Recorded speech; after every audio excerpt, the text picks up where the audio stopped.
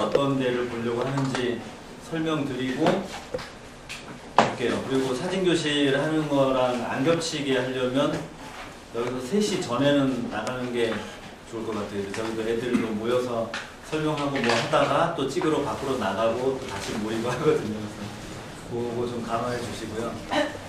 제가 요즘 오시는 분들한테 제일 강조하는 거는 여기는 상업지나 다른 데 구경 가는 데가 아니고 사람 사는 주거지가 첫 번째고, 그래서 가능하면 이제 뭐 궁금하니까 오셨지만 좀 민폐가 덜 되게, 시끄러운 거 좋아하긴 해요. 주민분들도 이제 뭐 학교에서 막 앰프 빵빵 트는 거 말고는 괜찮긴 한데 그래도 이제 좀 조심했으면 좋겠고요. 동네 전경, 예, 그리고 지금 우리 위치는 이쪽 왼쪽 끝, 저 여기서 보면 저 창문 너머로 보이는 저기가 이 마을이고요. 왜 여기다가 이제 주로 터를 잡았냐? 마을 안에는 이 정도의 넓은 곳이 없어요. 여기도 이 주변이 지금 공원이 됐지만 대부분 저런 똑같은 이런 주택들이 불과 몇 년 전에 있었고요. 이쪽이 서울시 낙산공원으로 이제 그 철거가 됐고, 또 저 성곽길 주변도 다 이런 집이고 성곽하고 집하고 사이가 골목이었어요. 근데 지금은 산책로를 놓고 그 사이에 이제 집이 철거가 되면서 성곽하고 분리가 되고, 뭐 어떻게 보면 또 약간 무슨 세트장처럼 보이기도 하고, 예전에는 오히려 제 개인적으로는 성곽하고 붙어 있을 때가 더 분위기는 나았던 것 같아요. 더 자연스럽고 색깔도 비슷하고. 근데 중간에 이렇게 딱 정비를 해버리니까 약간 좀 괴리되는 느낌인데, 이 마을이 다 저런 성곽하고 여기까지 따닥따닥 붙어 있었고, 여기가 저런 마을 한가운데 있는 이 자리는 청소년 공부방이었고요. 1층은 경로당, 지금도 이제 경로당으로는 있고, 지하는 뭐 이제 애들 탁구 치고 운동하고 그러는데, 여기 건물 설계가 잘못돼서 맨날 물에 잠기고 막 빠지고 그랬던 데고요. 여기가 100원짜리 독서실. 여기 와서 이렇게 100원 내고 뭐 하루 공부하고 이제 그러고 있는데, 다 철거해버리니까 애들이 없어서 이제 방치돼 있었고, 주민들하고 모임할 공간이 없어서 구청에 제안을 했는데 뭐 한참 걸렸어요. 그래서 작년 초부터 여기 있던 뭐 책상 같은 거, 곰팡이 쓴 거 이제 버리고 우리가 여기를 활용하는 거죠, 어떻게 보면. 그 다음에 지하의 작업장도 뭐 무단 점유해서 막 깨고 막 저희가 붙이면서 쓰기 시작했고, 가을에 구청하고 이제 뭐 얘기가 좀 풀려서 이제 정식으로 떳떳하게 쓰고 있고요. 물론 돈 내고 있지는 않아요, 저희. 다 무단 점유 공짜로 쓰기에 이제 좀 주특기를 갖고 있어서요. 그래서 마을 이제 이런 분위기고, 뭐 아시겠지만 어렵습니다. 이게 딱 보면 오늘도 이제 그 거의 화장실 하나가 붕괴 위험이 있어서 그거 철거하고 이제 대신 임시로 판넬을 설치하는 공사를 진행 중인데, 이게 솔직히 저희가 고치고 있긴 한데 이게 고치는 게 대안인지 잘 모르겠어요. 그러니까 워낙 오래되고 뭐 그다음에 집은 고치면 뭐 얼마든지 유지는 하겠는데 그 기반 시설이 문제죠. 하수도 뭐 이런 게 막 집 밑으로 들어가고. 근데 제일 큰 고민은, 그러면 이거 싹 헐고 새로 고치면 답이냐, 거기서 이제 저희가 좀 고민이 많이 빠진 거예요. 그러니까 이분들이 50년, 60년 사셨고 세입자까지 다, 그러니까 개발된다고 해서 주거이전비 받으려고 들어온 세입자들까지 다 포함해도 거주 기간이 평균 한 30년 가까이 돼요. 그 핵심적인 이유는 집이 싸서 그렇거든요. 집값이 웬만한 거 한 채, 뭐 한 15평, 20평 한 채, 저기 전세가 1,000만 원, 1,500, 2,000 그래요. 뭐 가끔 이상하게 비싼 집도 있고, 길가에 있다고 뭐 이렇게 심지어 5천만 원 달라는 집도 있긴 있는데, 대부분 전세가 한 1,000에서 2,000 사이. 이분들이 여기서 어쨌든 싸서 오래 살고 있고, 또 주변을 두려워버리다가 이사를 가고 싶은데 너무 불편하니까, 네, 죄송합니다. 이거 받아야 돼요. 여보세요? 죄송합니다. 공사 중에 지금 계속 의사결정을 해줘야 되니까. 아, 예. 그러니까 이분들한테는 어떻게 보면 마지막 이제 주거지고, 집이 불편하고 뭐 좋게 개선되고 그게 중요한 게 아니고, 아무튼 내가 가지고 있는 돈으로 살 수 있는 집이 어디 있냐, 이게 제일 중요한 거거든요. 그래서 여기를 싹 고치거나 치워버리면 집값이 무조건 올라가요. 도시가스만 들어와도 뭐 메인관 공짜로 넣어준다고 해도 집에 들어가는 비용 한 300만 원은 바로 임대료로 전가되죠. 뭐 집 좀 고치고 그러면 집이 살기 편해졌다는 이유로 올리기도 하고, 내가 돈 들었다고 올리기도 하고, 그럼 이분들이 한 200만 원만 올려도요, 어쩔 줄 몰라요. 주변에 뭐 아무리 들어가도 갈 데가 없고. 그래서 이런 자기가 지불할 능력이 안 되는 분들한테 지불 능력을 키워주거나, 아니면 지불 능력만큼 살 수 있는 집을 제공해주거나.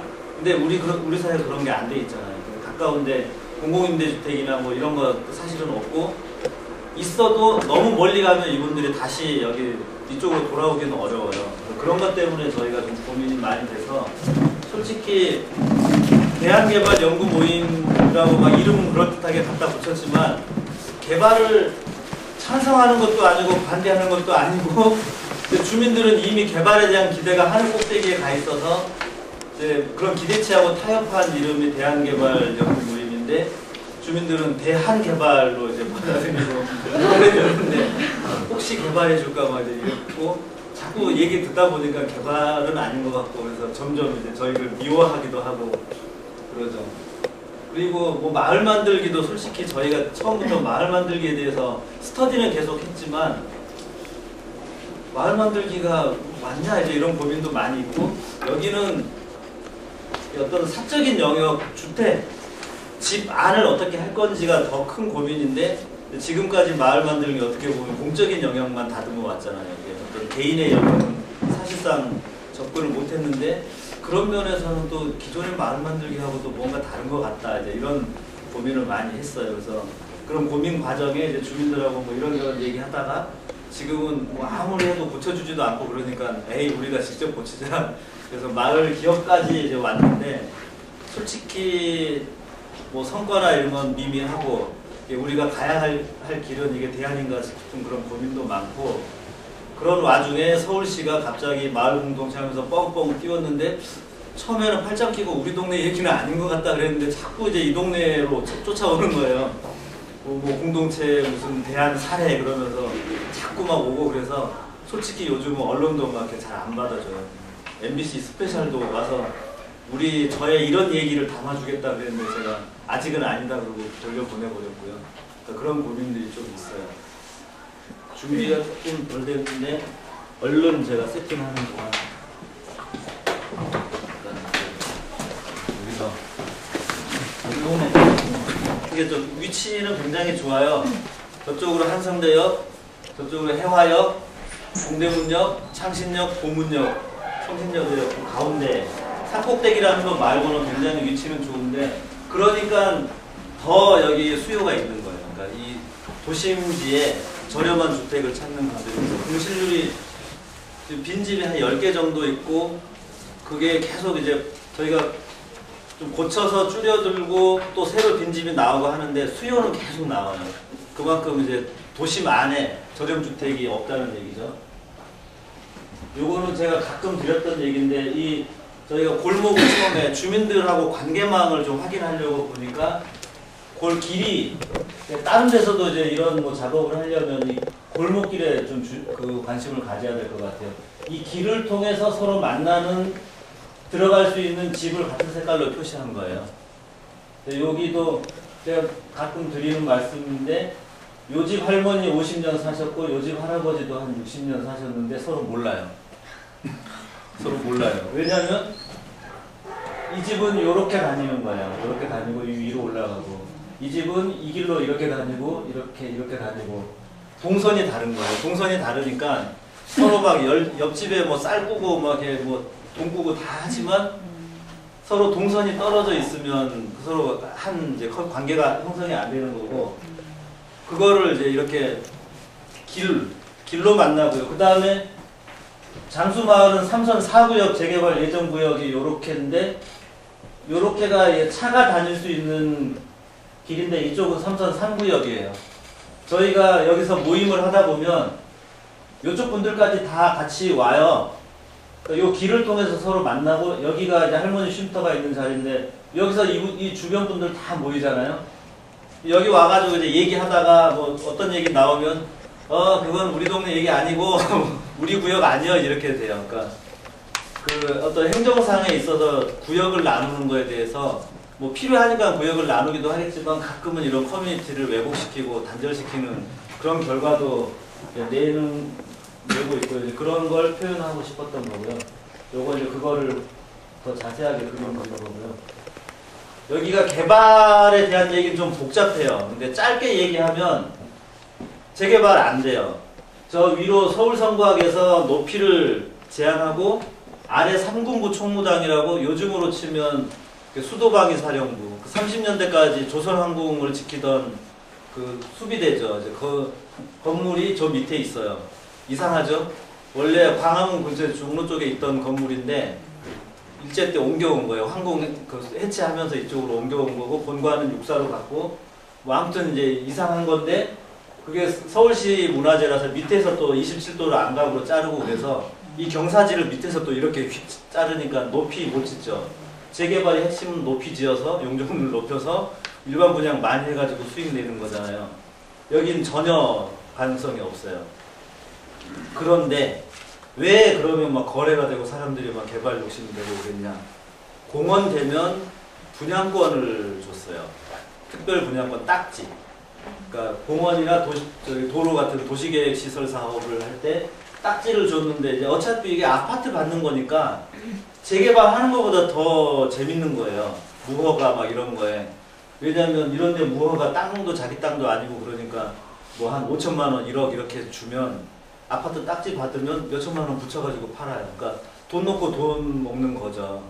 그래서 집도 와서 볼 필요도 없어요. 그냥 딱 뭐 권리만 있으면 5천만 원짜리 쓰러져 가는 집 있다. 이제 그러면 그거 사가지고 뭐 프리미엄 붙여서 팔고. 그렇게 거래가 된 게 불과 지금 한 5, 6년 전. 2008년 초까지도 거래가 됐어요. 2008년 4월에 특별분양권 제도가 없어지고, 그게 서울시에만 있는 제도였거든요. 근데 이중특혜 따따블이라고 해가지고 그거를 이제 폐지를 했는데, 그 뒤로 거래가 끊겼죠. 그러니까 재개발 예정 구역은 엉뚱하게 묶어놓은 거고요. 도시 공원이 될 줄 알고 다 여기 뭐 가령 이런 집도 바로 붙어 있으니까 공원에 편입된 걸로 알고 있고 사람이 사고 그런 거예요. 그래서 자기가 도면까지 본 거죠. 이게 들어간지. 근데 뭐 돈이 모자랐는지 그 집만 빼버리니까 망하고. 그래서 여기 대부분 그 주택을 이제 투자 목적으로, 투기꾼이지만 이제 불쌍한 사람들이 많아서 제가 투자자라고 그래요. 투자 목적으로 구입한 사람들이 대부분이고, 거기서 빠지면서 다 망했어요. 근데 작은 거 5평짜리 5천만 원, 웬만하면 한 9천만 원, 1억 2천, 1억 5천. 그리고 심지어 이제 분위기가 아닌 걸 알고 이제 계약했다가 계약금 포기하고 그냥 손 털고 나가는 경우도 있고요. 그러니까 2007년 말, 2008년 초 이제 그런 분위기가 있었고, 순진한 할머니는 계약금 돌려달라 그런다고 돌려주기도 하고, 또 어떤 할아버지는 뭐 또 재수 좋게 2번씩 계약해가지고 두 사람 다 계약금 놓고 이제 가가지고 재미 본 할아버지도 있고. 근데 그런 거를 불과 3, 4년 전까지 겪었던 분들. 그러니까 지금 뭐 아직도 그런 생각해요. 저희가 막 개발이 안 되고 뭐 어쩌고 저쩌고 뭐 얘기를 하면 뭐 고개를 끄덕거리고 막 한숨 푹푹 쉬고 안타까워 하다가 또 그래도 혹시나 하고 하루에도 12번 왔다 갔다 하는 사람들이라서, 예, 아름답게 이분들이 우리는 아름답게 우리 마을을 갖고 가자 이런 생각으로 차 있지 않다는 거. 마을을 갖고 가자는 생각은 아주 미미하게 있고, 지금도 어떻게든 그런 기회가 안 올까 그런 생각이 수시로 있는 경우예요. 저희가 주민 2008년에 이제 워크샵 하면서 뭐 개발에 대한 얘기들 했고, 뭐 이때 여러 가지 얘기죠. 이분들이 사실은 투자자들보다도 더 몰라요. 정보도 없고, 그리고 돈에 박지가 않아서 구체적으로 비용을 얘기를 해줘도 이게 감이 떨어져요. 그래서 한참 저희가 정보를 이렇게 굉장히 많이 드려도 그렇고, 그 다음에 어차피 이분들이 여기를 뭐 떠날 수는 없을 것 같아서 마을에 대한 얘기로 좀 모아봤는데 다 뻔해요. 뭐 버스, 도시가스, 뭐 방범, 골목길. 근데 이 관계라는 게 방범도 강력 사건 이런 거는 없어요. 그러니까 좀도둑이죠. 근데 다 알아요. 누구 집 애가 여기 왔다. 근데 그거에 대처하는 방법이라는 게 그 집의 애를 고소하는 게 아니라 우리 집 창문에 못질을 하는 거예요. 못 들어오게. 그러니까 시골에도 그렇잖아요. 그러니까 누구 집 애가 좀 손버릇이 좀 나쁘고 그랬는데 그 집 애를 어떻게 뭐 하기보다는 차라리 우리 집에 대문을 잠그고 말지 이제 이런 식으로 서로 대처를 하는 거죠. 그리고 이거는 추억 지도를 만들었는데 동네에 좀 장점을 살려보자, 좋은 얘기 하자 그랬더니 절대 얘기를 안 해요. 힘들고 불편하고 위험하고 막 그런 얘기를 해야 지원을 해주든지 개발을 해주든지 그럴 거라고 생각하는 거죠. 옛날에 도시가스도 못 들어오게 했잖아요. 뭐 종로나 이런 데도 재개발하려고. 여기도 똑같았어요. 그래서 도시가스 지금도 안 들어오지만 사연을 들어보니 옛날에 한번 들어올 기회가 있었대요. 근데 그때도 재개발, 뭐 개발할 거라고 98년인가 뭐 그때쯤부터도 개발 얘기가 있었으니까 그래서 이제 뭐 못 들어오게 하고 줄구장창 힘들고 어려운 얘기만 하는 거예요. 그래서 차라리 옛날 얘기하자. 옛날에 여기 어떻게 살았냐. 그러니까 이제 쏟아져 나온 얘기들이 저런 그 추억 지도로 담은 거고요. 골목 불편하죠. 요런 골목이 계단, 대부분 계단이고 바퀴가 다닐 수 있는 길은 요 아래 이렇게 올라올 때 있던 찻길, 그다음에 저 성곽 쪽으로 해서 난 그 정도가 유일하고 나머지는 대부분 계단인데 계단 폭도 장난 아니에요. 요 정도 되면 이 할아버지가 우리 그 마을개혁 목수예요. 근데 장애 입은 지 한 13년, 14년 돼서 목발 짚고 다니시니까 이분은 이 계단 폭이 적당한지 불편한지 이런 거를 아주 잘 찝어내세요. 대부분 좀 불편하고 최근에 올해 초, 작년 초에 몇 개 계단은 좀 폭을 조정하고 정비를 해서 많이 개선이 됐는데 아직도 이런 것이 많아요. 동네 장점으로 이렇게 화초 키우고 하는 게 굉장히 많은데요. 요거는 안타까운 사연이에요. 세입자분이 이사를 갔는데 요것도 같이 없어졌어요. 그러니까 제가 여기서 이제 그런 고민을 많이 하는데 어떤 장소성이 대개의 경우는 사람하고 붙어 있어요. 그 사람이 그 장소를 만들고 가꾸고 관리하고 근데 그 사람이 사라지면 그 장소가 그대로 유지가 안 되고 그래서 여기도 물리적 정비를 저희가 고민할 때 그거를 유지할 수 있는 사람의 어떤 동기와 그 사람의 어떤 사회 경제적인 부분이 해결이 안 되면 결국은 이제 다시 망가지게 돼 있는 거예요. 그러니까 그런 부분을 빠뜨리고 그냥 물리적 정비만 추구하는 거에 대한 좀 반성을 많이 하는 케이스고요. 아까 그 할아버지 집인데 참 어려워요. 아마 오늘 뭐 토지정의 시민연대에서 오셔서 토지 문제와 이런 지상권 권리 문제에 그 민감하실 텐데 진짜 고민이 많아요. 왜냐하면 이 할아버지 원래 살던 곳이 이제 여기고 집을 넓게 잡으니까 이분이 변상금을 1년에 한 600만 원 정도 부과가 돼요. 물론 못 내고 있죠. 소득이 없었으니까.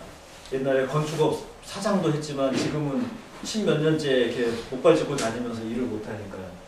근데 땅이 자기 땅이 아닌데 집을 크게 잡고 있으니까 변상금 많이 나오는데 임대 세놓고 아쉬우니까 쪼개고 자기 안방도 쪼개고 그래서 한때는 이 집에 9세대까지 지금은 7세대예요. 근데 이 할아버지가 전세금을 못 빼줘요. 그래서 여기도 자기 친구 들이고 자기가 나가고 요 밑에 할머니는 노모를 모시고 사는데 뭐 빼주지도 않으니까는 못 나가고 보일러도 안 고쳐주니까 몇 년째 냉골에서 지내고 지난 겨울에 할머니 그 이제 어머니가 편찮으셔가지고 병원에서 겨울을 나셨는데 돌아오고 싶지 않았대요. 병원에 따뜻한 물 나오지 막 화장실 깨끗하지. 그러니까 근데 뭐가 문제냐면 이분이 만약에 돌아가시면 이 세입자들 전세보증금 이건 다 공중에 날아가는 거예요. 이거 경매 붙여가지고 다른 일반 주택처럼 자기 권리 챙길 수 없잖아요. 나름대로는 지금 전세금을 조금씩 뭐 낮췄다고는 하는데 여기는 좀 비싸게 지금 받은 거야. 할아버지도 욕심도 많고. 전세 1,000만 원, 1,200만 원 그런 식으로 각자 물려 있는 거예요. 그러니까 이 할아버지가 밀려 있는 변상금이 한 1억 정도 되고요. 여기에 물려 있는 전세 보증금이 뭐 한 1억 가까이 돼요. 한 2억 빚이죠. 그래서 이 동네 가옥주들은 세입자보다 못하다는 말을 해요. 왜냐하면 이미 뭐 집이야 이거 팔아봐야 몇백만 원이나 되겠어요. 철거비가 더 나오죠. 그러니까 변상금 깔고 있고 전세 끼고 있으면 전세금도 자기 빚이고 그냥 빚인 거예요 전부 다. 근데 다른 데 주택처럼 땅이나 이런 게 이제 그걸 어떤 가치나 이런 걸 갖고 있으면 뭐 경매를 하든 뭘 하든 세입자들이 대책을 마련할 텐데 그것도 뭐 다른 채권자가 있으면 못하지만 여기는 뭐 그런 것도 없는 거예요. 그러면 저희가 제일 큰 고민은 저런 양반들이 이렇게 돌아가시거나 그럴 때 저 세입자들은 어떻게 할 건지. 그래서 이 복잡한 권리관계를 아무튼 좀 조금이라도 단순화시켜 가야 나중에 어떤 정책적으로 저런 경우로 구제를 하더라도 가능성이 나올 텐데 지금은 솔직히 별로 답이 없어요. 그런 문제가 굉장히 많은. 요거는 이제 집, 예, 빈집인데 요거는 이제 집이 좀 동네가 손보기는 굉장히 어렵지만 재밌는 요소예요. 그러니까 이 집이 지금 한 거의 10년 가까이 비어 있는데요. 처음에 요렇게 방, 주방 이렇게 한 집이었을 것 같고 새를 놓으려고 방, 주방 놓고 거실이 이제 공간이 나오니까 거실 만들고 아쉬우니까 또 새 놓으려고 이렇게 달팽이 모양으로 집을 또 덧대고 그래서 집이 대부분 집이 진화한 모습이 보여요. 조금씩 막 커지 몸집을 불리고 그러니까 집 고치다 보면은 방 밑으로 하수도가 지나가고 어떤 집은 길 위에 막 있고 지붕 모양이 정말 달라요. 여기 이쪽에 보시면 저기 이따가 나가실 때 입구에 있는 저 그림 보세요. 거의 실측하고 뭐 옥상 위에 화분까지 표시할 정도로 이렇게 정교하게 그린 그림인데 지붕 모양은 여기 160가구인데 160개 모양이 나올 거예요.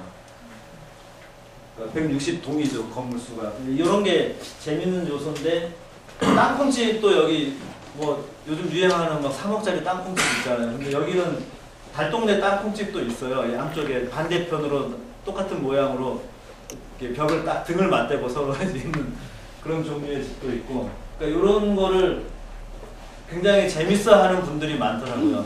동네 사람들은 아주 미치려고 그러죠. 불편한 걸 왜 이렇게 이거 들여다보는지 이해를 못하죠. 예, 뭐 이런 거, 이런 조그만한 집인데 이 5평짜리 집 쓰러져 가는 걸 5천만 원에 예, 사서 지금 헐지도 못하고 왜냐하면 헐어버리면 자기 지상권이 공중분해되니까 혹시나 몰라서 기회를 보는 거죠. 예, 기다리고 있고 요 뒤에도 6평짜리 여기 6평짜리 또 비어 있는데 여기는 그냥 살다가 나간 거예요. 자기가 투자한 게 없죠. 그래서 저희가 소유권을 달라 그랬어요. 우리가 좀 여기 뭐 꾸며가지고 할머니 쉼터를 하든 뭐 마을 작업장을 하든 쓰려고 그랬는데 거의 얘기가 딱 가서 도장 찍기 직전인데 할머니가 이제 자기 영감님이 평생 그래도 이 코딱지만한 집이지만 평생 이렇게 해왔는데 지금 넘기는 건 뭔가 좀 찜찜하다. 좀만 기다리자. 그래서 도장 찍을 거 했다가 이제 말하는 집이고요. 뭐 이런 거 넘어갈게요. 다 짐작하실 거니까. 그냥 여기가 완전히 못 사는 동네만은 아니에요. 그리고 빈민촌으로 이렇게 인식되는 것도 제가 반대하고, 그러니까 한 40% 정도는 월 가구 소득이 월 100만 원이 안 돼요. 진짜 어렵고 한 10% 정도 수급자고 어렵죠. 그리고 65세 이상 가구원이 있는 경우가 55%. 그러니까 노인층이 많은 거죠. 그러니까 가구주 평균 연령은 63세. 근데 애들도 있고 여기서 사진교실하고 목공교실 하면 열댓 명 모여요. 그냥 언니 동생, 오빠 동생 뭐 이렇게 꼭 집에서 한 둘씩 이렇게 오는데 가구 소득이 월 600만 원 넘는 집도 몇 집 있어요. 그러니까 좀 이제 뭐 스펙트럼 보면 이렇게 이제 되겠죠. 소득이 있는 집도 있고 이제 저소득층이 많이 있고. 근데 너무 저소득층만 모아놔도 좀 어렵잖아요. 더 시끄럽고 더 이렇게 더 엉망진창이니까 좀 다양한 계층이 섞였으면 좋겠는데 아직은 저소득층이 밀집해 있는 건 맞고 그건 집이 불편해서 그런 건데 이거를 어떻게 같이 좀 해결할지는 여전히 고민이에요. 또 화장실 같은 경우도 이건 공공 영역에서 고민 많이 해야 되는데요. 화장실이 한 80%는 수세식인데 반 정도는 밖에 있고, 제가 볼 때 한 10% 이상은 재래식이고요. 오늘 지금 무너지려고 그래서 뜯어내고 있는 것도 재래식인데, 수세식 중에도 상당수는 그냥 하수관으로 바로 빼는 것 같아요. 정화조를 못 묻고. 근데 정화조를 묻을 공간이 없어요. 요 밑에 지금 어떤 아저씨가 이제 고치고 있는 것도 자기 이제 방 밑에다가 지금 파고 정화조를 묻고 다시 이제 올리려고 묻었는데, 그건 길가니까 가능하고 조금만 들어가도 그런 공사가 불가능해요. 그래서 정화조 공유제 막 이렇게 이웃끼리 정화조를 같이 쓰거나 공동 정화조 이런 걸 제안을 해봤는데, 구청에서는 정화조 도로라서 못 묻고, 공원은 공원이라서 못 묻고, 안 되더라고요 결과적으로. 그래서 거품으로 하는 그 공원 화장실에서 하는 포세식 뭐 그런 것도 고민을 해보고, 비싸요. 변기 이런 데 사면 조그마한 거 이거 한 6, 7만 원이면 사는데, 그건 기계값만 6, 70만 원이거든요. 이 변기값만. 그래서 아무튼 답이 안 나오는데, 혹시 건축이나 뭐 이렇게 그런 쪽에 기술이 있으신 분은 그런 기술을 개발해 주시면 너무 좋을 것 같아요. 적어도 뭐 한둘이 사는 집은 그냥 이웃에 정화조가 있으면 그쪽으로 연결해서 그냥 같이 공동으로 이렇게 뭐 청소도 이렇게 하고 그런 거는 가능하지 않을까 싶은데, 좀 그런 것도 좀 고민을 하면 좋을 것 같고요. 여러 가지 있어요. 그리고 그림이 이렇게 나오기도 한 건데, 저희가 아까 제가 처음에 말씀드린 것처럼 이런 동네는 정말 복잡해요. 집 고쳐준다고 그게 유지될지, 뭐 돈 준다고 그게 뭐 이 사람이 진짜로 거기에 뭐 쓸지, 그러니까 여러 가지 복잡한데, 이거를 풀려면 진짜 종합적으로 통합적으로 해야 된다. 물리적인 거, 사회적인 거, 경제적인 거, 공동체, 그 다음에 제도도 온갖 뭐 재개발, 주거환경 개선, 경관협정 뭐 막 별거죠. 다 종합적으로 해야지 겨우 가능성이 있을까 말까 한데, 종합적으로는 안 하죠. 그래서 그런 게 좀 고민돼서 이런 거를 정리를 했던 거고요. 지금 경관협정, 휴먼타운 이런 거 다 저희가 검토를 해봤지만, 이런 데는 다 대상 양호한데, 조금만 손보면 이렇게 효과가 있는데, 그런 데만 계속 대상으로 하고, 양호하지 않은 불량한 지역을 3유형, 그러니까 휴먼타운 1, 2유형까지 나왔길래 3유형을 이런 노후 주거지 불량한 데를 좀 해달라고 했더니, 제도권 바뀌라. 대한민국 국민이 아닌가요? 왜 제도권 바뀌어요? 그랬더니, 땅과 권리 관계가 복잡하잖아요. 그러니까 제도권 안에서 풀 수 없다고 딱 결론을 내버리는 거예요. 그분과 지금 여기 이제 마을 공동체니 주거정비니 이런 얘기를 다시 하고 있어요. 박원순 시장으로 바뀌었지만. 머리 아픕니다. 넘어가고요. 요건 1차 년도에 이제 이런 고민을 모아가지고, 그럼 어떻게 여기를 개선하고 할 건지 그렸던 아름다운 마스터 플랜이고, 그냥 아름다운 얘기를 뿌린 것 같아요. 그리고 2차 년도에 몇 가지 그럼 구체적인 안을 만들어 보자 그래서, 테라스 하우스형 막 이런 거 그림도 다 그 전문 큰 건축 회사죠, DMP. 거기에 이제 어떤 분한테 부탁을 해서 재능 기부를 받은 건데, 그림 좋죠. 주민들도 열광을 막 했어요. 조감도 뭐 저 정도 오면 뭐 막 했는데, 돈 엄청 나죠. 재개발, 그러니까 한 30평짜리 재개발로 6억, 공공관리 이런 거 갖다 붙이면 5억 5천, 주거환경 개선 사업으로 공익 뭐 이렇게 하면 5억, 뭐 대우 푸르지오는 한 4억, 저기 도남동 철거민 투쟁하던 그 자리 한진 아파트는 뭐 3억 얼마, 그러니까 여기 미쳤다고 뭐 6억씩 주고 해요. 그러니까 그리고 주민들이 누가 부담할 수 있어요. 폐기했죠. 그다음에 요거는 뭐 하필해가지고 신축하는 다세대 다가구 이런 그림, 뭐 헤비타트 건축 뭐 이런 거 갖다가 다 붙여도 땅값, 여기 공시지가 평당 550 이상이거든요. 뭐 이런 거 하려면 이제 한 800 줘야 되잖아요. 그럼 벌써 15평만 깔아도 얼마예요? 어디 휙 넘어가죠.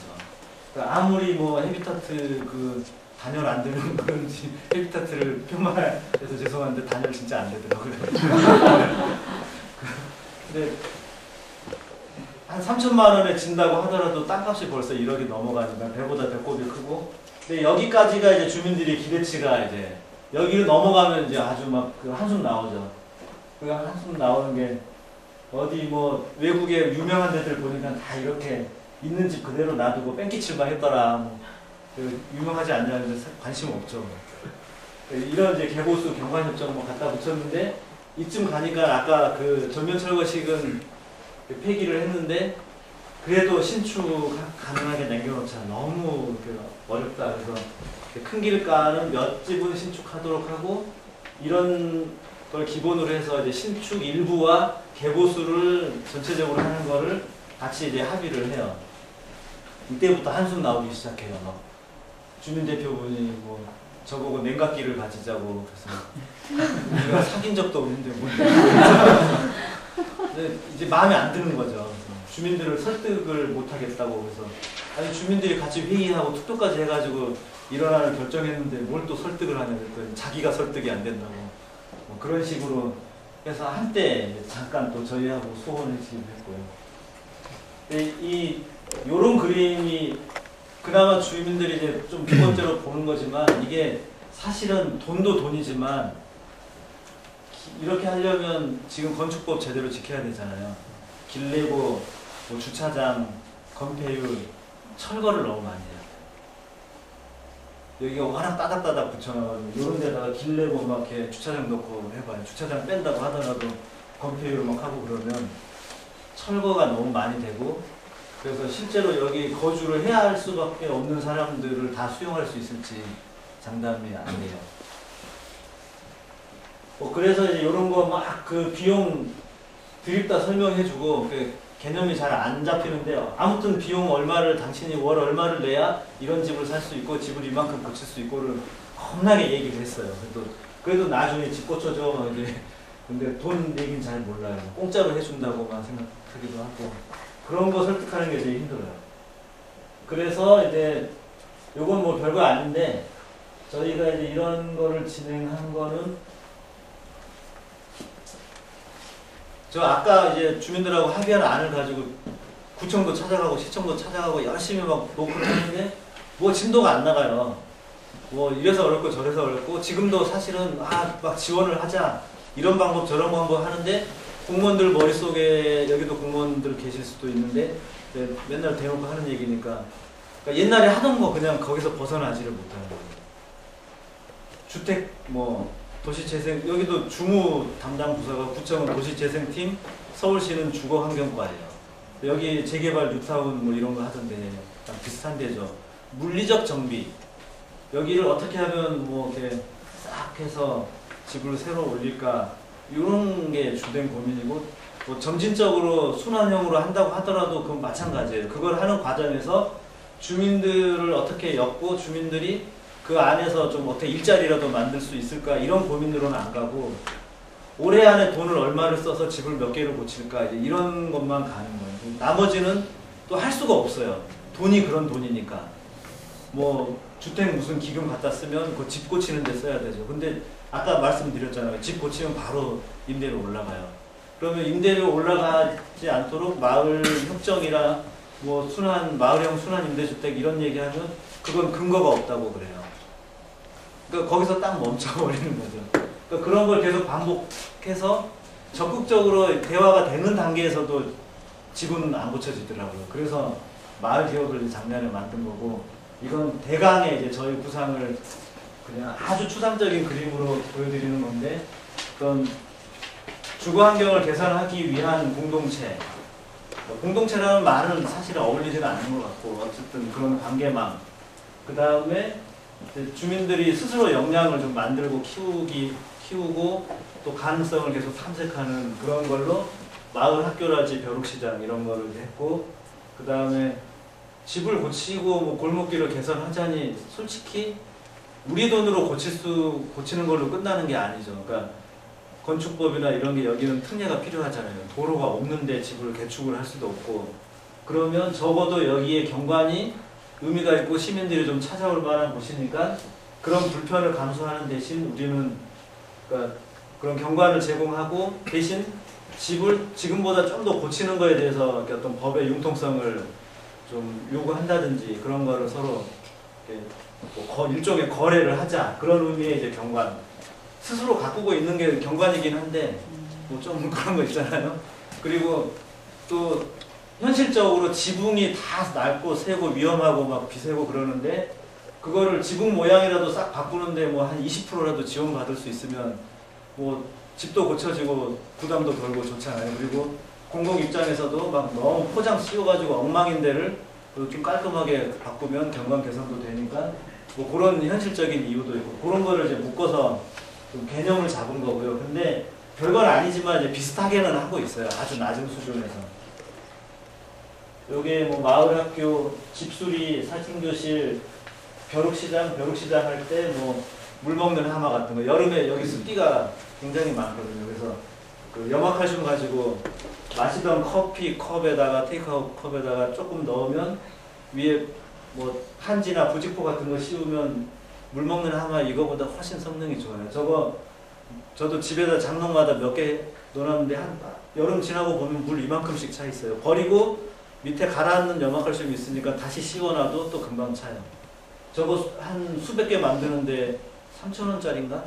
염화칼슘 이거 한 봉다리면 저거 수백 개 만들어요. 그래서 벼룩시장 때 이제 주민들한테 생활에 그 좀 싸고 쉽게 할 수 있는 그런 거를 저렇게 좀 안내를 해왔고요. 뭐 요거는 벽화를 사실은 안 하고 싶었는데 한성대에서 주변에 너무 칙칙하다고 막 한 50개 팀 그리려고 그래서 말리고 주민들하고 같이 회의해서 디자인 계속 검토하고 누른 거예요. 눌러서 이제 좀 조정한 건데 디자인 늦게 나온 건 조정 안 되고 학생들이 당일날 더 크게 그린 거는 또 어떻게 통제가 안 돼서 요건 그나마 좀 괜찮은 편이고요. 디자인이 일찍 나와서 좀 처리가 빨리 됐고 한성대에서 굉장히 막 싫어했다가 끝난 다음에는 아 왜 그랬는지는 이해하겠다 정도까지 갔어요. 우리가 학생들 의식화 시키려고 그런 줄 알았대요. 요건 쉼터인데 이따 그림 뭐 잠깐 보여드리겠지만 여기 쓰레기장, 동네 쓰레기가 다 모이는데 이런데 진짜 쓰레기 안 치워주거든요. 다른 데는 자기 대문 앞에 치워주고 딴 데서 치우면 단속하잖아요. 청소업체가 못 올라가요. 계단으로 그냥 큰 길가만 쭉 따라가면서 그냥 몇 개만 주워가고 말고. 그래서 항상 저렇게 쌓이는데 저기를 단속한다고 다 치우고 주차장을 그으려고 한 거예요. 근데 주민들이 볼 때는 이거 미친 짓이죠. 쓰레기 결국은 못 치울 거고 다시 여기 쌓아야 되는데. 근데 그것만이 아니라 달동네 이런 작은 공간은 진짜 복합 공간이에요. 뭐 복합 멀티플렉스가 이제 이런 건데 여기가 쓰레기도 쌓아야 되지만 주민들이 여기서 같이 놀고 쉬고 이렇게 쉬어야 되죠. 야채 트럭 여기 시장까지 가기 뭐니까 야채 트럭 여기 오고 주민들이 야채 트럭 그 기사 핸드폰 번호까지 다 아줌마들 다 갖고 있어요. 저쪽에서 팔고 있으면 빨리 오라고 막 전화하고 뭐 그리고 주말이나 명절이면 자식들 오면 여기 이제 주차도 하고 뭐 그래야 되는데 여러 가지 용도로 쓰는데 거기다가 딱 주차선 그거 갖고 차 박아버리면 아무것도 못 하잖아요. 그러니까 그래서 이제 갑자기 반대하고 이분 같은 경우 아주 개고픈 물건에 반대해서 중간에 스토리는 더 있어요. 여기 폐기물 있던 거 막 일단은 덮고 공원에서 철쭉 뽑아서 심어버리고 그렇게 했다가 이제 정식으로 이렇게 쉼터로 조성한 거고요. 요거 뭐 할머니 평상 집 고치는 거 장난 아니죠. 일단 뜯어보면 전부 다 막 부러져 있고. 요건 이제 카페 지금은 다른 모습인데 공사하던 거 작년에 입주하던 작년에 고친 집인데 이 달동네 진짜 어려워요. 다른 게 아니라 일단은 있는 거를 막 복잡한 것도 있지만 짐을 나르는 게 이게 단열을 바닥에 더 한다고 5cm 더 깠는데 3.5톤 트럭 한 2대분이 더 나왔는데 이걸 전부 다 골목길을 떠내고 다녀야 돼요. 밑에 있으면 지게차로 한번 쓱 하면 지게차 한 번 부르는데 4만 원이니까 뭐 딱 하는데 요거 떠매고 나르면 몇십만 원 들거든요. 밑에서 벽돌 올라갈 때도 마찬가지고 그런 비용이 굉장히 많이 듭니다.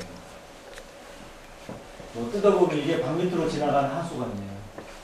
뭐 불법 증축한 흔적이죠. 쉽게 얘기하면. 아무튼 그래요. 그리고 뭐 요거는 뒷집 축대 여기 화장실인데 축대 무너진 거 이렇게 이 집 넘어지면 여기에서 결국 다 보상해야 되니까 요거 떼오면 시멘트 값 내라 그래서 협박해가지고 여기도 빈지 외지 가옥주인데 100만 원 겨우 받아내가지고 저 떼우고 있고.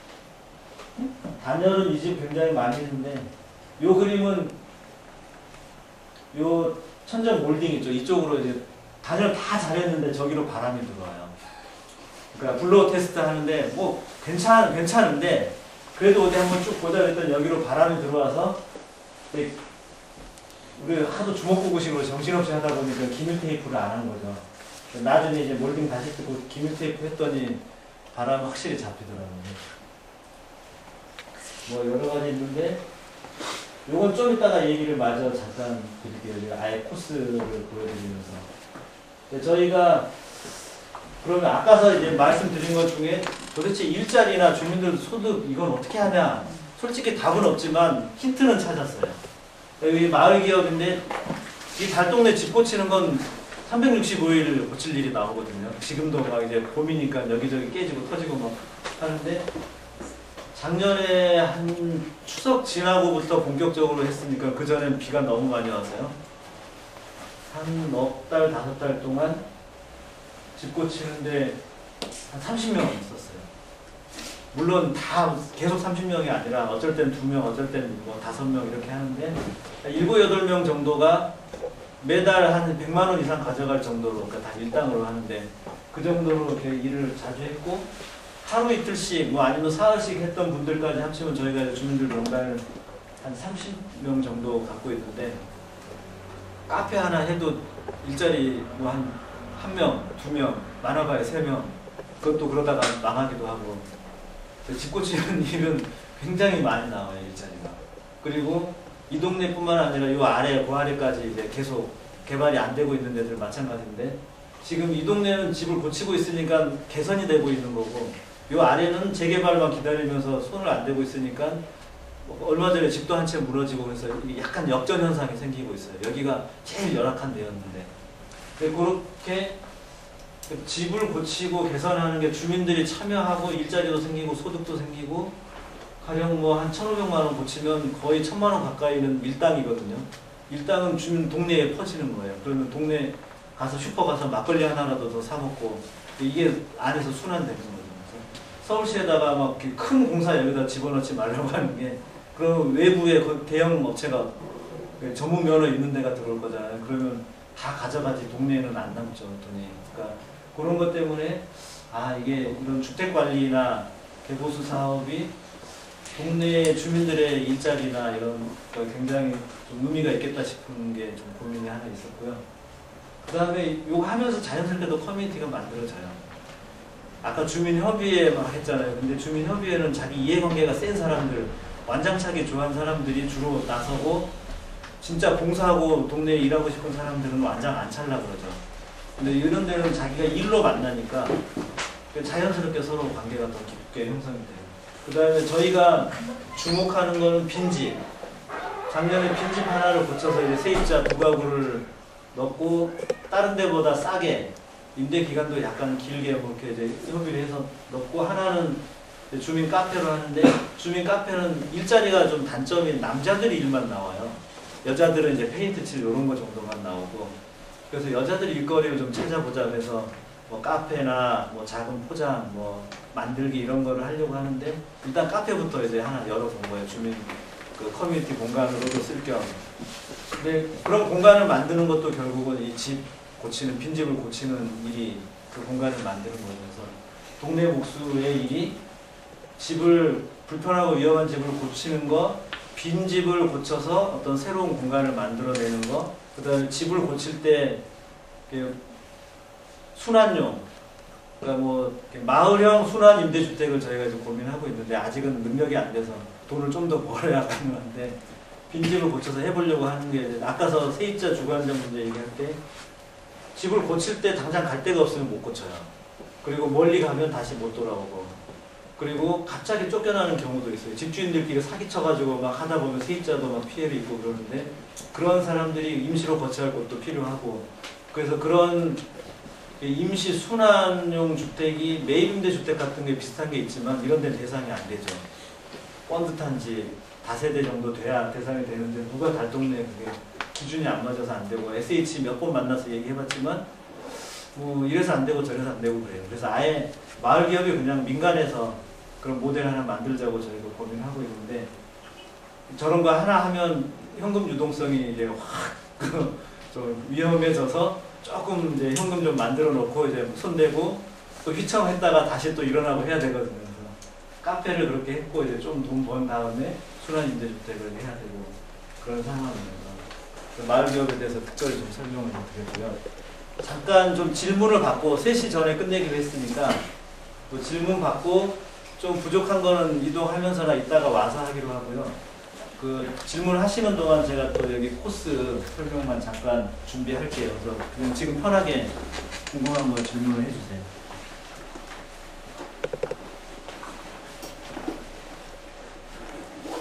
예. 왜 또 질문이 없나 했어요. 보통 질문 굉장히 많이 하는데. 제가 잘 모르는 부분이라서 그러는 건데요. 예. 보통 이런 집수리 사업 같은 거는 일반적으로 업체들이 많이 있지 않나요? 영세한 업체들이. 영세한 업체가 많이 있긴 있어요. 근데 비용을 맞추기가 어렵고요. 아까 다 지고 올라가기로 해야 된다고 했잖아요. 근데 시중 노임이 잡부 경우, 일반 잡부의 경우 시중 노임이 한 95,000원 정도 돼요. 근데 실속은 별로 없죠. 수수료 떼야 되고 새벽 5시부터 가서 기다려야 되고 끝나면 또 거기 가서 또 수수료 주고 돈 받아와야 되고 여기서 우리는 잡부 8만원 해요. 동네 사람들 쓰고 그냥 자기 집 앞에 아침 먹고 가고 끝나면 같이 막걸리 한잔 하고 그러니까 수수료도 안 떼고 그래서 뭐 빠지는 게 없는 거죠. 그 다음에 뭐 어떤 경우는 일거리가 뭐 혼자서 하기는 심심한데 일거리는 한 사람 일거리밖에 안 되고 그러면 그냥 한 사람 일당 주고 두 사람 보내서 알아서 끝내라고 나눠 가지라고 하고 그런 식으로 좀 편하게 이제 하는 게 있어서 저희가 좀 장점이 있는데 여기도 업자들이 가끔 있어요. 있는데 그런 조건을 다 맞추기는 쉽지는 않아요. 근데 그분들도 저희가 이제 일이 있을 때 어떤 거를 맡기기도 하고 그렇게 풀고요. 그 다음에 결정적으로는 저도 잘은 모르지만 보니까 옛날에 그 집수리 팀들이 있었어요. 그러니까 다세대 다가고 한참 질 때는 식장 밑에 뭐 목수, 미장, 뭐 설비 해가지고 쫙 팀이 있었는데 그런 팀이 지금 대부분 깨지고 없어요. 그러니까 다세대 다가고 짓는 게 별로 없기도 하고 다 아파트 쪽으로 재개발만 해서 그렇기도 하고 그래서 예전 목수나 미장이나 이런 분들이 지금 그냥 거의 자기 원래 기술 못 쓰고 그런 케이스를 아주 조금씩 수리하는 정도고 집 짓는 거나 이런 건 대부분 팀이 깨져가지고 개별로 이제 있고 여기도 주민들 저희 일 시키면서 보니까 예전에 막 그렇게 건축업에 일했던 분들 굉장히 많더라고요. 근데 업자들도 비슷해요. 업자들도 예전처럼 그렇게 막 일을 많이 못하고 조금 하는 것만 하고 이 동네도 조금 있긴 있는데 동네 안에서는 또 경쟁이 안 돼요. 그러니까 저희도 처음엔 이분들 일을 뺏어먹는 거 아닌가 생각했는데 동네 안에서 수요는 거의 없고 왜냐하면 집을 의지가 없어요. 그러니까 집을 능력이 문제가 아니라 언젠가는 헐릴 집, 언젠가는 공원을 하든 개발을 하든 뭐 이렇게 헐릴 집에 왜 돈을 쓰냐 이런 생각이 제일 강하고 그 다음에 빈집 투자자들은 안 그래도 투자 잘못해서 망했는데 여기다 돈을 쓰고 싶지가 않고 그래서 아예 놀려두고 있고 근데 그런 사람들을 이제 없는 집을 의지를 막 이제 설득하고 저도 반쯤 사기쳐가지고 집 고쳐서 활용하자 너한테 이익이다 뭐 그러면서 하고 있는 거나 어떻게 보면 없는 시장을 만들고 있는 셈인 거고요. 그래서 기존의 업자들하고 이렇게 부딪힌다는 느낌을 아직 못 받았고 그래서 일하고 있는 분들도 저희에 대해서 뭐 그렇게 크게 막 그러지는 않더라고요. 좀 더 크면 부딪힐 수도 있겠죠. 그때는 또 그때 가서 고민해봐야 되고. 그러면 아직까지는 그 일반 업체라고 할 수 있는 데서는 여기를 건드리지 않는다고 해야 되나요? 그리고 안 건드리고 싶죠. 이게 손 대면 손 댈수록 일 더 나와요. 그러니까 지금 뭐 화장실을 고치면 갑자기 옆에 수도 터지고 수도 보다 보면 또 어디 뭐 보일러 막 고장 나고 그러다 보면 한도 끝도 없어요. 그러니까 보통 웬만한 업자가 이제 여기 와서 손대기는 쉽지는 않죠.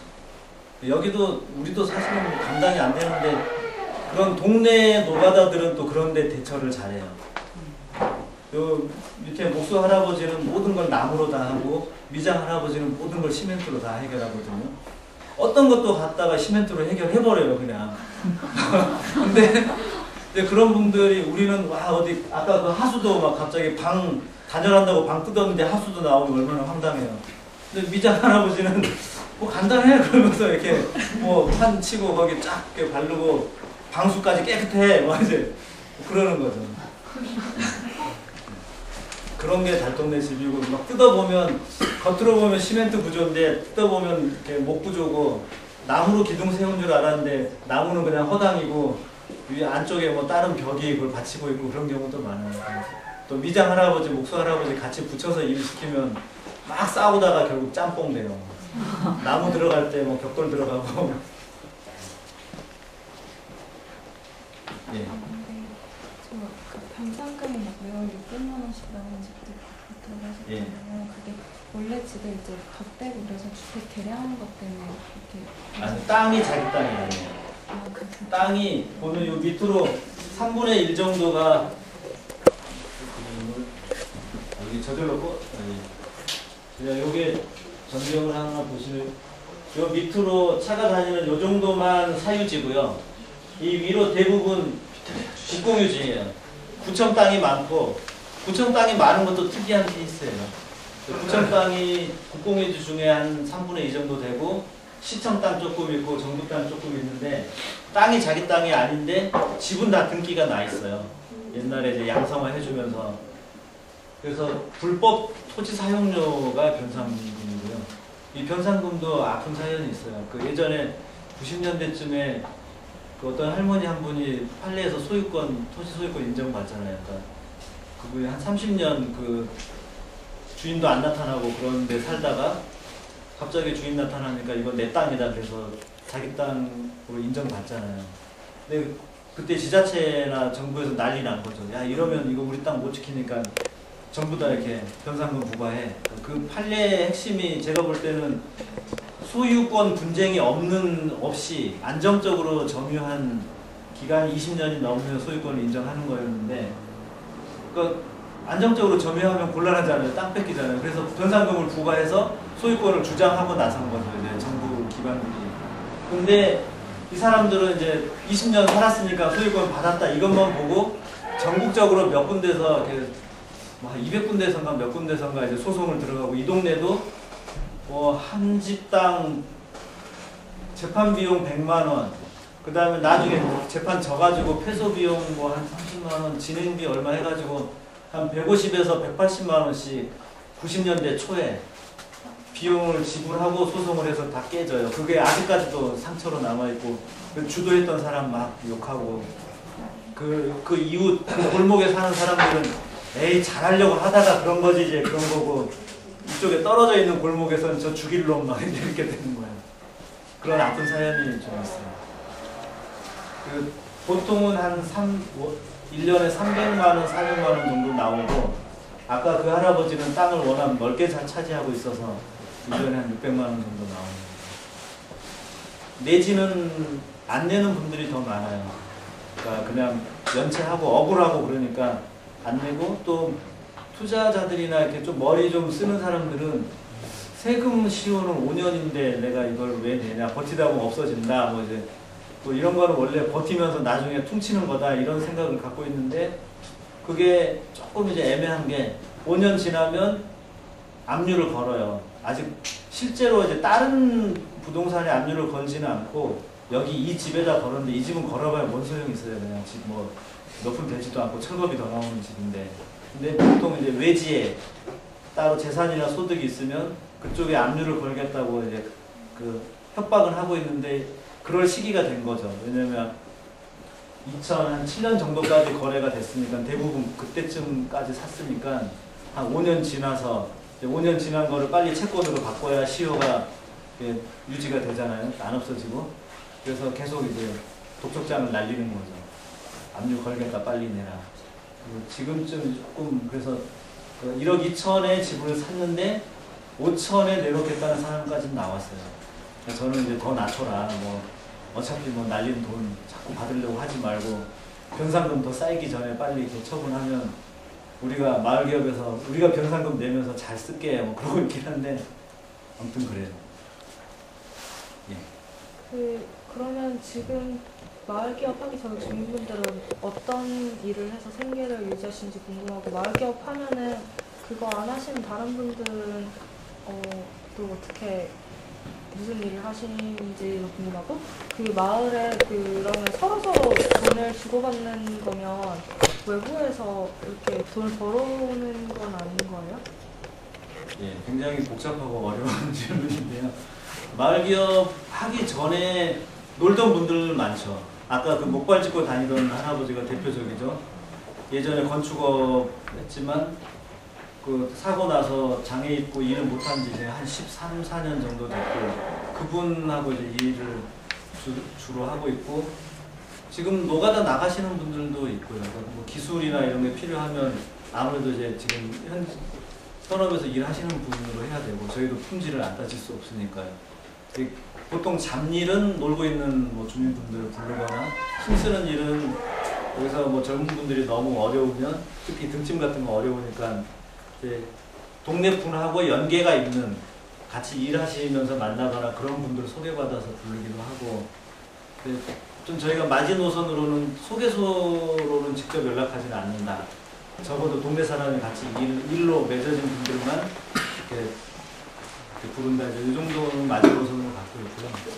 그리고 뭐 이렇게 동네 목수하고 연계가 안 되고 있는 분들의 일거리는 고민이죠. 그렇게 만들어야 되는데 일거리가 그렇게 쉽지는 않고, 그래서 이제 저희가 카페를 만들고, 또 카페에서 그런 몇 가지를 탐색을 해보려고 그래요. 그런데 뭐 사회적 기업이나 마을 기업 정부 지원 받으면서도 생존율 25% 안 되잖아요. 그러니까 그런 걸 감안하면 막 목숨 걸고 하면 안 되고, 이게 이제 계속 간을 보고 되겠다 싶으면 좀 해보고, 하다가 안 되면 좀 접고, 그런 게 필요한데, 저희는 대신 그런 거를 빈 공간을 잘 활용해서, 동네 목수가 직접 뭐 집을 고칠 수 있으니까 그런 거 활용해서 그런 공간을 만드는 데 더 초점을 두고 있어요.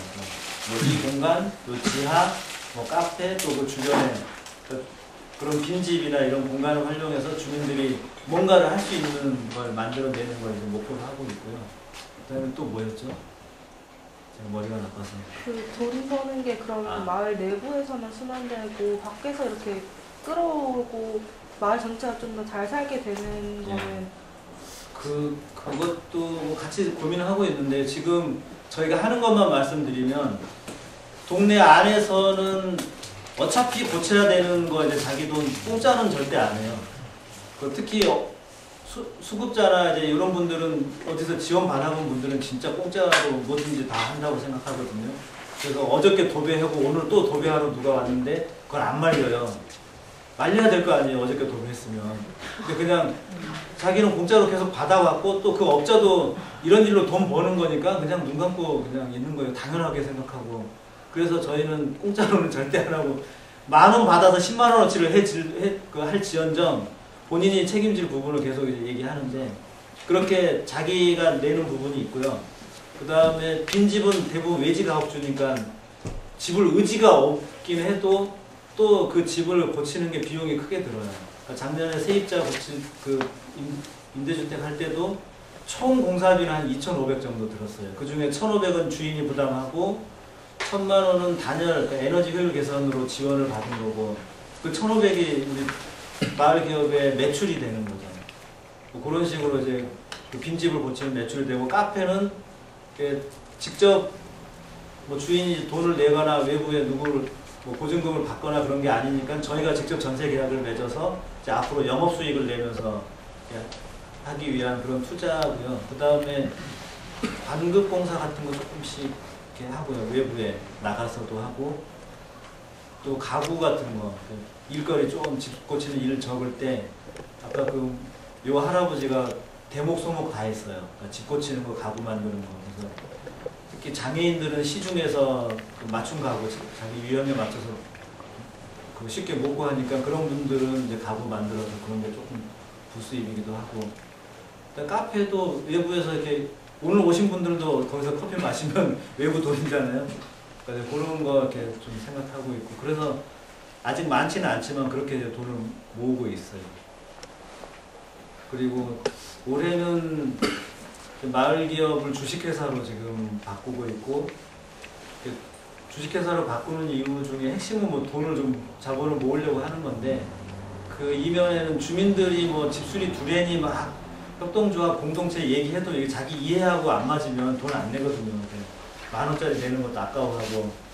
그래서 주식이라는 방식으로 자기가 출자한 가치가 보존, 자산으로 보존할 수 있는 개념으로 엮으려고 해요. 1,000원도 좋고 뭐 10,000원도 좋고 일단 엮어서 그러니까 마을 기업하고 좀 관계를 만들려고 하고, 외부에 이런 마을 만들기 도시재생 막 떠들었던 분들 있잖아요. 이 자리에도 계실 것 같은데 그런 분들이 기여할 수 있는 방법으로 주식 출자를 이제 제안을 하고, 지난주에는 일주일 동안 한 1,300, 400 정도 모았어요. 주식 출자로. 이번 주는 제가 너무 바빠가지고 주춤하고, 다음 주에 조금 더 하면, 일단은 목표가 이제 한 3,000 정도 모아서 아까 그 순환임대주택 같은 거 그런 거 한번 해보는 게 지금 꿈이고요. 더 모으면 이제 더 아름다운 계획도 있긴 있는데 그 정도가 현실적인 목표예요. 공무원들 중에는 성미산 주민이 아니라고 제가 막 화를 냈어요. 거기는 역량이 많은 주민들이 사는 거고, 주민 역량이 그만큼 큰 거고, 여기는 주민 역량이 제일 취약한 데고, 그러니까 주민 역량이 취약하다는 건 스스로 하기 어려운 거고, 그거를 어떻게 스스로 할 수 있도록 계속 역량을 키워주고 만들어주고 하는 거는 결국은 이제 공동이나 시민사회가 해야 할 역할인데, 자꾸 주민 스스로 하면 도와주겠다는 식으로만 하면 이런 데를 계속 방치하고 양극화시키는 거라고 생각하고 있고요. 특히 뭐 역량이 있는 주민들은 정보력도 좋잖아요. 그래서 지원 받을 거 귀신같이 알아내서 지원 다 받아요. 근데 이런 데는 떠다 먹여줘도 못 먹고, 그러니까 이런 데를 어떻게 지원해서 주민 역량을 키울지에 대한 고민이 지금 공공에서 해야 될 역할이라고 생각하고 있고, 그거를 두 번째 대신 대답을 할게요. 그리고 저는 이 근처에 살았어요. 근데 제가 2008년, 2007년 이때 주거권운동 네트워크라고, 또 주거권 쪽에 관심 있는 분들은 그 모임을 알 거예요. 그러니까 뭐 정식 단체는 아니고 뭐 주거운동을 좀 새로운 방법으로 할 수 없을까 고민하는 사람들이 그냥 모이는, 가끔 하는 모임인데, 그때 고민이 철거 반대 투쟁 뭐 이런 게 주거권의 대명사였는데 이게 계속 반복되는 거잖아요. 결국은 철거 막지는 못하고 죽어라고 싸워서 막 막루까지 올라갔다가 보상 더 받거나, 그것도 막 이상한 뭐 이권이 있네 없네 이런 얘기 들어가면서 결국은 반복되는 거예요. 무한 반복이고. 그래서 평화로울 때 평화를 지킬 방법이 뭐 없나, 그런 고민을 하면서 제가 이제 마침 근처에 살고 있어서 주거권 운동 네트워크에 이제 제안하고 몇 사람 모여서 이런 거 한번 해보자, 그리고 덤빈 거죠. 그래서 시작하게 됐고, 해보니 이제 계속 일거리가, 뭐 고민거리가 계속 나와요. 처음엔 진짜 계획을 세워서 행정이 책임을 안 지니까, 계획도 안 세우니까 이런 계획이면 가능하다고 그 계획서를 전달해주고 행정에 딱 나서는 거를 지켜보고 박수 쳐주고 끝나는 걸 저희 목표로 했었어요. 근데 그걸 3개년 목표로 세웠었는데 행정은 나서지도 않고, 결국은 우리가 조금씩 하게 되더라고요. 그 다음에 물리적인 정비만이 문제가 아니라 사람들을 키우는데 그건 행정이 못할 것 같다. 아무리 봐도 사람의 역량을 키우고 이렇게 관계를 만들어주는 건 행정은 못할 것 같고, 그러면 우리가 이제 좀 우리가 직접 하는 것도 어렵지만 어떻게 이제 그런 거를 관계를 엮어 나갈 건지에 대한 건 직접 해보는 수밖에 없겠다. 그래서 2010년부터는 뭐 작은 미술관, 마을 학교, 뭐 벼룩시장 뭐 이런 프로그램을 이제 직접 운영을 해온 거죠. 지금 마을 기업은 대부분 주민들이고요. 저 빼고 나머지는 다 주민이고, 또 카페 운영, 여성분들 몇이서 카페 운영 준비 모임을 꾸렸는데, 이런 뭐 기업 방식의 이제 사업 운영에 대한 부담이 너무 커서 좀 이제 톤을 낮춰서 그냥 여우들의 수다 해서 뭐 카페 관련된 것도 공부하고 준비하고 하면서 그냥 이런저런 마을에서 생활하면서 또 자기 개인적인 거 막 스트레스 풀고 떠드는 이런 모임으로 그냥 꾸려서 진행을 하고 있고요. 예. 마을 이름이요 장수마을이잖아요. 예. 그거 원래 있던 이름인가요? 아니면 붙이신 건가요? 붙인 이름이죠. 2008년에 주민 워크숍 할 때 마을 만들기 강의를 생태보전 시민 모임 여진구 처장님 불러서 했는데 처장님이 딱 와서 삼선 4구역 삭막합니다. 뭐 마을 이름 하나 지어보시죠. 그러고 갔어요. 근데 그 다음 워크숍 때 우린 팔랑기라서 뭐든지 또 하자 그러면 하거든요. 그때 이름을 이제 같이 주민들하고 몇 가지 이름 제안 받고 투표까지 해서 정했는데 그때 동네 길 이름이 장수길이었어요. 노인네들도 많고 또 노인네들이 오래 산다고 생각해요. 사실은 불편하니까 젊은 사람들이 다 떠나버려서 노인들만 남아있는 이유도 있는데 어쨌든 노인들만 있으니까 오래 사는 이유를 갖다 붙여야 되잖아요. 주변에 공원이 많고 이렇게 뭐 계단이라 많이 걸어 다녀서 운동도 많이 하고 그러면서 오래 사는 이유를 막 갖다 붙이더라고요. 네. 그저께인가 조 아래 102세 할머니 돌아가셨는데 그러니까 한 100세 근처에 그 노인네들이 꽤 있어요. 또 아까 우리 그 일하시는 목수 할아버지도 76세고 이제 시간이 3시간 넘어버렸는데 이따가 돌아와서 질문을 받거나 가면서 하는 게 더 낫겠죠.